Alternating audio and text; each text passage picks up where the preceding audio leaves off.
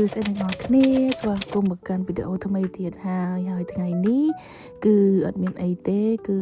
ចង់ទៅគេងនៅ City ចាឥឡូវនេះគឺ check in check អីហើយអូនតែខ្ញុំមកគេងហ្នឹង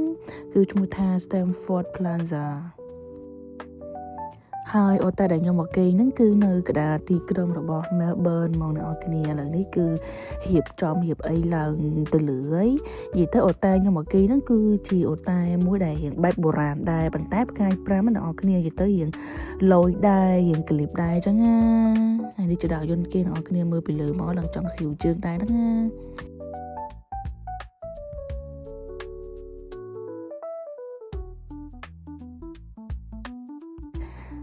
ចាឥឡូវនេះគឺមកដល់បន្ទប់ហើយគេមានជានំ cake small cake អីយើងអញ្ចឹងអ្នកនរគ្នាហើយនឹងពាក្យជូនពរនៅsmall card របស់គេហ្នឹងដែលសារពេលខ្ញុំ booking អត់តែហ្នឹងគឺខ្ញុំដាក់ថាមក celebrate birthday ខ្ញុំនៅនឹងចានិយាយទៅអត់តែនេះស្មានតែបន្ទប់គេក៏ស្អាតអ្នកនរគ្នាបន្ទប់គេហ្នឹងគឺលក្ខណៈ vintage ហ្មងលក្ខណៈបែបបុរាណពីមុនហ្មងទាំងការនិយាយទៅទាំងនំក្នុងបន្ទប់ទឹកទាំងកន្លែងគេងទាំងព្រំឬក៏ទាំង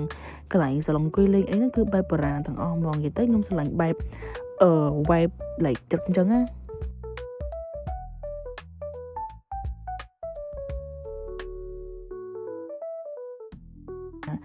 ចាឥឡូវមើល mini bar យើងវិញក៏ល្អដែរអ្នកនរគ្នានិយាយទៅគេមានកន្លែងឲ្យយើងអង្គុយលេងផឹកទី5វ៉ាញផឹកអីចឹងណាយើងឆុងតែចង់អីចឹងទៅតែអ្នកនរគ្នានៅស្រុកនេះអាក្រក់មួយអ្នកនរគ្នានិយាយទៅទឹកសុទ្ធគឺគេកន្លែងហ្មងតិចខំច្រឡំឃើញទឹកសុទ្ធដាក់ក្នុងទូអីបើកផឹកអីចា$3ចាមួយដប$3ហើយគេមានកន្លែង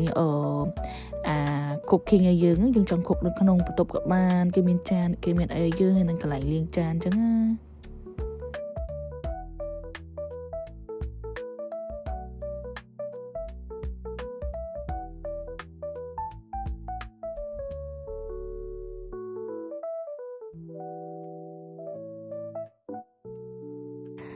ចាឥឡូវយើងងាកមកមើលទីតាំងនៃអូតែយើងវិញអរគ្នាពីបន្ទប់ខ្ញុំណានិយាយទៅអូតែខ្ញុំល្អមកអ្នកនរគ្នាតាំងបន្ទប់ដេកអីគឺវាស្អាតហើយទីតាំងអីយើងចុះទៅដល់គឺវាសម្បូរកន្លែងញ៉ាំអីនៅជុំវិញហ្នឹងហ្មងតែអ្វីដែលយើងត្រូវគិតដល់ហ្នឹងគឺរសារអូតែខ្ញុំមាននៅកណ្ដាលក្រុងពេកអញ្ចឹងវាមើលទៅទេសភាពជុំវិញហ្នឹងគឺវាអត់មានអីទេវាមានតាអាគារនៅជុំវិញអញ្ចឹងអ្នកនរគ្នា